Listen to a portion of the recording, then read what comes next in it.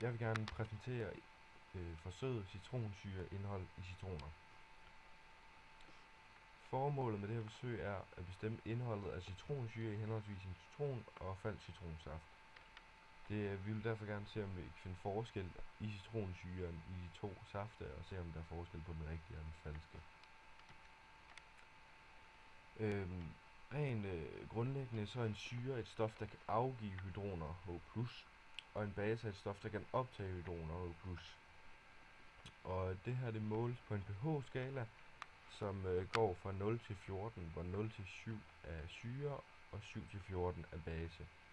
Jo længere mod 0 en syre er, jo stærkere er den, og jo længere mod 14 en base er, jo stærkere er den. Og når man måler pH, så udnytter man det her med, at en syre er et stof, der kan afgive, og en base er et stof, der kan optage hydroner. Fordi det kan man måle, og derfor gør det muligt at se, hvor stærk den er. Så jo stærkere den er, jo flere kan den afgive eller optage. For at bestemme koncentrationen, så vil vi udnytte en syre-base-citrering, hvor vi ved, at syren og basen reagerer i forhold til 1 til 1. Og det sker ved, at man har basen i en lille kolbe, og så har man noget omrøring i, sådan at vi sikrer os, at der kommer base i det hele. Og så drypper man lige så stille basen ned i syren. Og her har vi en base med en kendt koncentration, som vi så kan dryppe ned i en syre med ukendt koncentration. Og på den måde så kan vi regne koncentrationen. Nede i syren der vil der ske nogle reaktioner, og syren vil danne den korresponderende base. Og det vil gøre, at den på et tidspunkt rammer sit ekvivalenspunkt. Og ekvivalenspunktet det er der, hvor der ikke hvor der lige præcis lige meget syre og base. Og eller det er sådan ideelt set vil der være det i vores sådan reaktion. Og derfor er der ikke sådan mere at give af, og vores indikator vil derfor skifte farve. Og omme til højre der kan vi se en titrerkurve, hvor at vi kan se at skiftet den går lige så stille opad i pH, og lige pludselig sker der et hurtigt skift. Og det er ekvivalenspunktet man kan se her, og det kan vi se at det ligger omkring 8 til 10. Og det er oppe i det basiske område, fordi der ikke helt sker en komplet reaktion, da citronsyre er en svag base, og der derfor, eller svag syre, og der derfor vil blive dannet noget base i vores forsøg. Og vi udnytter det her og bruger phenolphthalein, som skifter farve mellem 8 og 10, og derfor er en god indikator til det her forsøg.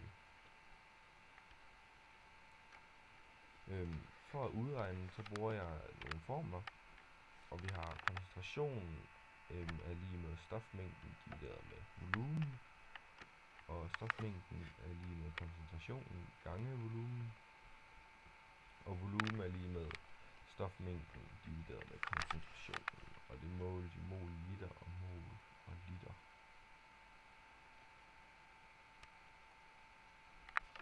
Så har vi fået nogle resultater, og øverst op der kan vi se reaktionsskemaet.